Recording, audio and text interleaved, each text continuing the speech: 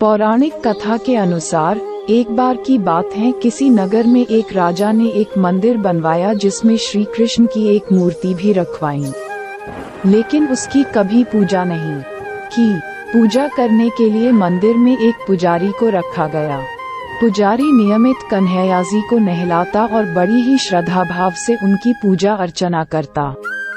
राजा भी रोज कान्हाजी के लिए एक फूलों की माला भेज देता था और जब वह दर्शन करने आता तो पुजारी उस माला को उतारकर राजा को पहना देता। ऐसा करते करते पुजारी की भी उम्र बीत चुकी थी। एक दिन किसी वजह से राजा नहीं आ सका तो उसने एक सेवक के हाथ मंदिर में माला पहुंचा दी और कहलवाया दिया कि आज वह मंदिर नहीं आएगा, इसलिए पुजारी उसका इंतजार न करें। इतना कहकर सेवक चला गया। पुजारी ने हमेशा की तरह कन्हैयाजी को माला पहना दी, लेकिन जब शाम हुई तो पुजारी यह सोचने लगा, माला उतारकर किसे पहनाई जाए। उसने सोचा क्यों न ये माला आज मैं ही पहन लूं। वैसे भी मेरी उम्र हो चली है, जीवन का क्या पता कब खत्म हो जाए। इतना सोचकर पुजारी ने माला उतारकर अपने गले में डाल ली, लेकिन इतने में ही सेवक आ गया और उसने बताया कि राजा की सवारी मंदिर में पहुंचने वाली है।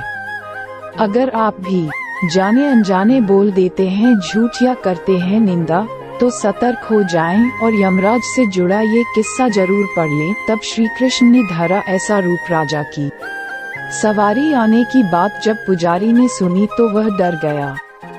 उसने सोचा कि अगर राजा ने उसे देख लिया तो वह तो मरवा ही डालेंगे।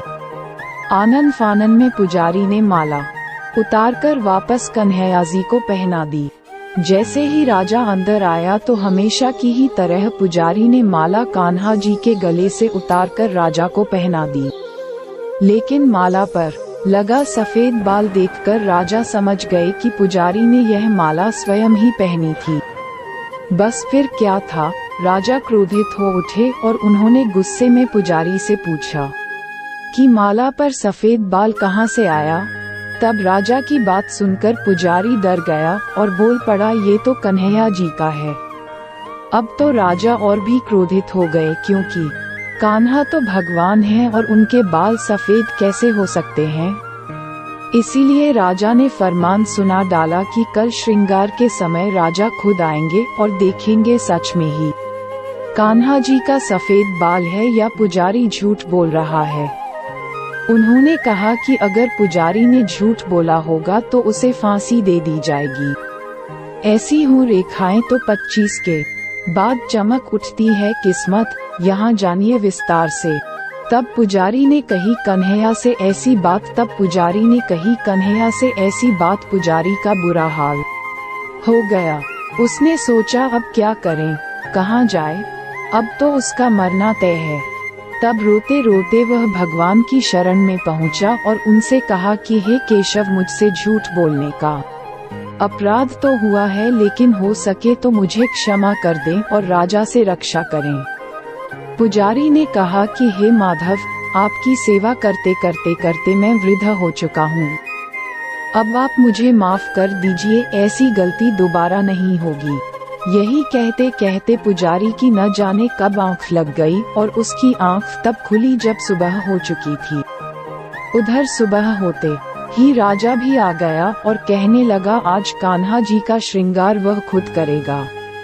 ऐसा कहकर जैसे ही राजा ने कान्हा जी का मुकुट उतारा तो देखा कि श्री कृष्ण के तो सारे बाल ही सफेद हैं, लेकिन राजा को फिर भी यकीन नहीं हुआ।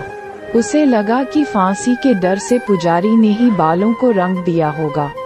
राजा ने सोचा कि क्यों न कन्हैयाजी का एक बाल तोड़कर देखा जाए।